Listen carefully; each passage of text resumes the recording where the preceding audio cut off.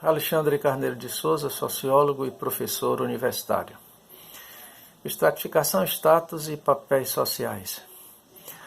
Um dos temas elementares da análise sociológica busca entender o fenômeno complexo da organização da sociedade. Desde as comunidades mais simples às comunidades mais complexas, a possibilidade da sociedade reside no critério da organização.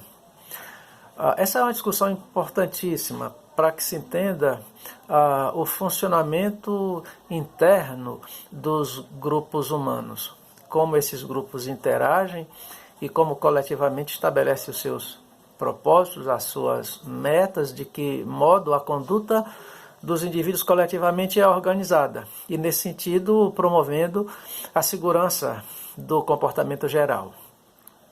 Muito bem, é importante que a gente indague acerca desses procedimentos e de como a sociedade resolve as questões de organização dos membros que a compõem. Nós temos países com mais de 1 bilhão de habitantes. Atualmente o nosso país tem cerca de 210 milhões de habitantes. Os Estados Unidos da América, 100 milhões a mais da população brasileira. São grandes grupos humanos. Você imagina uma sociedade composta de 210 milhões de pessoas, 350 milhões de pessoas. Imagina uma sociedade com mais de 1 bilhão de pessoas. A questão é como que isso ocorre, de que modo é possível organizar tanta gente no mesmo lugar. Como eu disse anteriormente, essa é uma análise elementar da sociologia. Entre outras coisas, mas acima de tudo e prioritariamente, a sociologia se ocupa das organizações e das instituições sociais. Considerando, portanto, os aglomerados humanos que constituem a população de uma nação e de um país, as grandes metrópoles, as nossas cidades, de maneira geral é interessante que se trabalhe, que se analise o processo de organização desses eventos. Eu diria que a indagação pela organização da sociedade nos remete ao problema da estratificação, dos status e dos papéis sociais. A resposta a como as sociedades se organizam seriam, portanto, os procedimentos de estratificação, status e papéis. Desde o princípio, a estratificação está presente na vida das comunidades remotas. De maneira geral, essas estratificações vão obedecer a um padrão meramente biológico, como, por exemplo, macho-fêmea, jovem adulto, criança idoso. Em seguida, os papéis biológicos vão dando lugar aos papéis sociais, com o aparecimento da casta dos guerreiros, com o aparecimento da casta sacerdotal, com o aparecimento daqueles que trabalham na agricultura, dos que trabalham com a profissão de curtir couro e outras inúmeras atividades sociais que vão ampliando e aprimorando a organização da sociedade pelo critério da estratificação. Bom, de maneira geral, uma sociedade se organiza a partir desse sistema. E a gente poderia propor que não há um tipo de organização que não se dê com base num sistema de classificação. Quando se organiza, se classifica.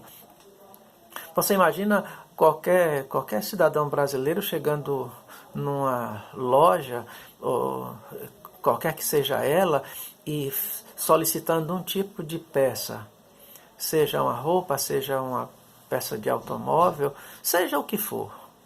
Imediatamente aquela pessoa que está atendendo se dirigirá ao estoque dos materiais e rapidamente a peça estará posta diante de você.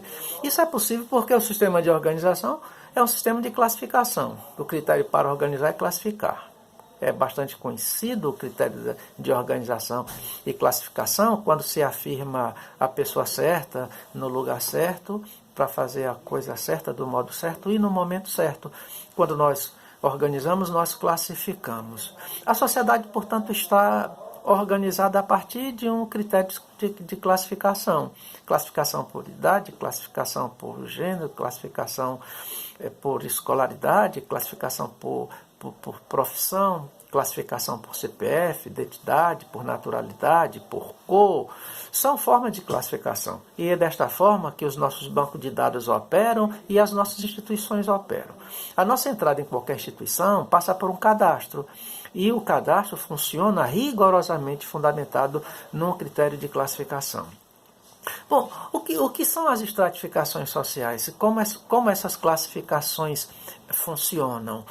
Bom, a gente poderia entender estratificação social como distinções da sociedade através de segmentos, cujas distinções estabelecem e prefixam identidades e padrões de comportamento daqueles que ocupam lugar no âmbito dessas estratificações. Eu diria, portanto, que a sociedade, ao se organizar, ela se organiza a partir de um critério de diferenciação, de segmentarização. Trata-se, portanto, de um critério importantíssimo para o funcionamento da sociedade. A despeito de que esse mesmo critério de estratificação que permite o funcionamento, que permite a ordem, que permite a disciplina, que permite reconhecer os indivíduos da sociedade num determinado grupo através de uma identidade coletiva, esses mesmos critérios que funcionam positivamente podem funcionar negativamente como promotores de discriminação, como promotores de injustiça, como promotores de vexame ou desgraça social. A gente pode mencionar, por exemplo, o racismo, as desigualdades sociais e uma série de bullying e de injustiças praticadas a partir do mau uso e da má interpretação do critério de estratificação social. Portanto, a sociedade se organiza a partir do critério das estratificações. Estratificações são distinções que prefixam identidades coletivas e consequentemente, premoldulam papéis de comportamento dos indivíduos. Bom, o status corresponde ao lugar do indivíduo no sistema de estratificação de acordo com os critérios do extrato social. A gente poderia afirmar preliminarmente que o status de um indivíduo corresponde ao lugar que ele ocupa numa dada estratificação, conforme a reunião de atributos que esse indivíduo adquiriu ao longo da sua existência.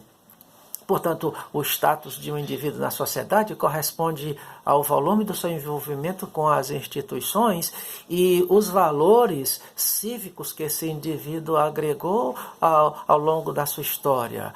Escolarização, atividades profissionais, especialização, propriedades, participação em associações, todos esses atributos reunidos consistiriam o status do indivíduo na sociedade. De tal forma que, segundo a tradição social, quanto maior é o envolvimento institucional do indivíduo, maior será o volume do seu status, maior será a posição que esse indivíduo ocuparia no domínio do status social.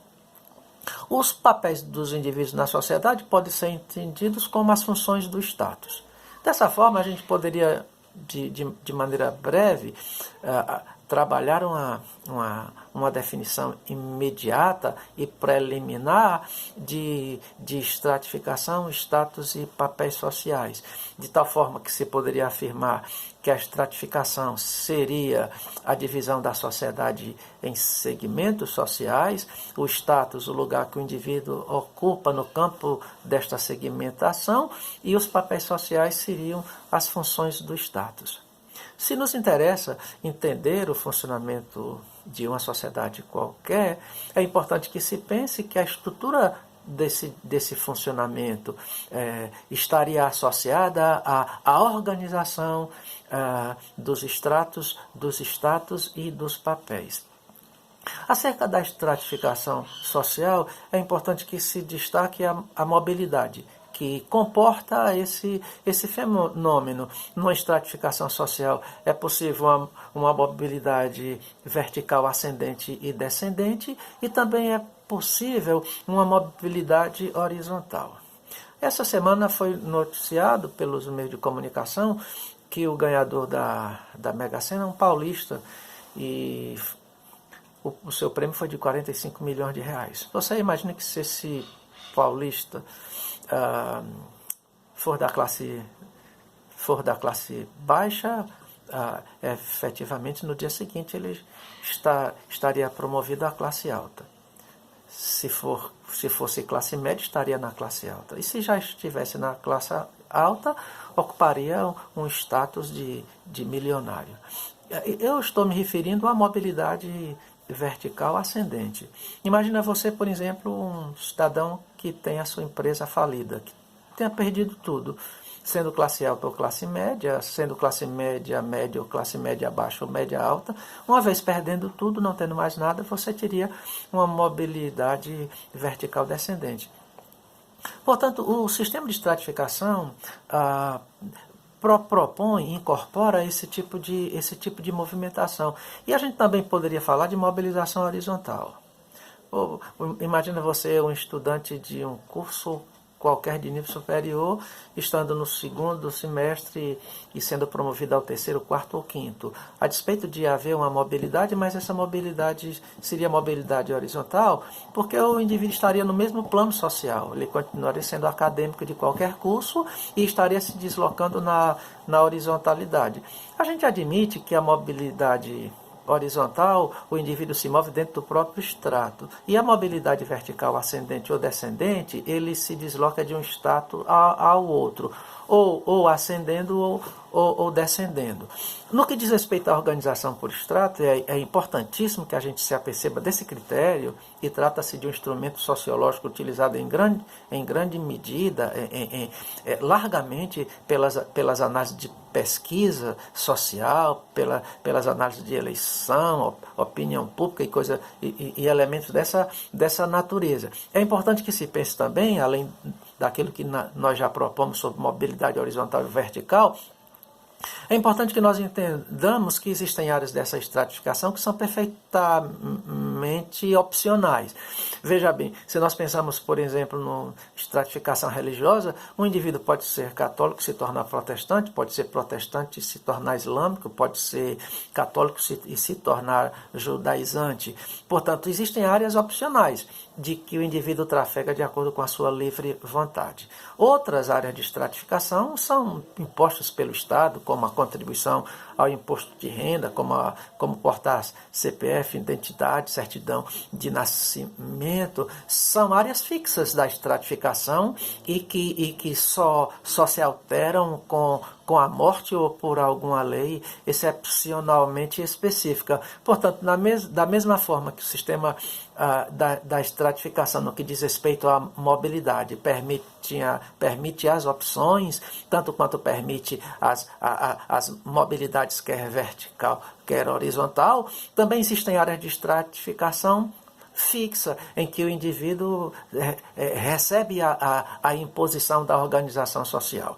Nós temos elementos de estratificação de natureza biológica, como a cor da pele, a naturalidade, a altura e outras características que obedecem a um padrão exclusivamente natural e que funciona à revelia da vontade do indivíduo ou à revelia da vontade da sociedade. O fato é que no sistema de organização da sociedade, tanto se incorpora elementos biológicos e naturais como a convenção social. É importante, portanto, que uma sociedade exerça algum tipo de controle e estabeleça um tipo de ordem. Você imagina que um cidadão brasileiro, ele tem o seu nome associado a diversos bancos de dados das instituições federais, nacionais, estaduais e municipais. Portanto, se um executivo da União ou do Estado ou do município precisar de uma informação sobre quantos estudantes de rede pública ou rede privada que atua em determinado curso, numa determinada faixa etária e beneficiário de algum tipo de investimento do Estado, essa relação ela é imediatamente apresentada. São dados que são cujos relatórios são fornecidos de imediato. O país, portanto, tem dados sobre tudo, onde os indivíduos moram, onde já moraram, o que compraram, quantas vezes viajaram para fora do país, se são proprietários ou não são, se estão empregados ou estão demitidos, em que processo está a sua formação educacional. Portanto, é a partir das estratificações sociais que o Estado e as instituições do país constroem um painel claro que atribui às ferramentas de ação do Estado segurança no seu funcionamento e, ao mesmo tempo, propiciam um quadro de estabilidade social. Nesse sentido, então, o tema da organização social exige que se pense e que se analise os critérios de estratificação, status e papéis sociais. A partir desses três critérios, a organização da sociedade, o desenvolvimento da sociedade ocorrem e eu volto a dizer, trata-se de uma discussão elementar no campo da sociologia. Nesses últimos encontros a gente tem trabalhado sobre questões elementares da sociologia, levantando algumas questões básicas e estruturais relacionadas a esses temas, mas ao mesmo tempo nos permitindo fazer análise de temas complexos a partir desses campos singulares e elementares da análise sociológica.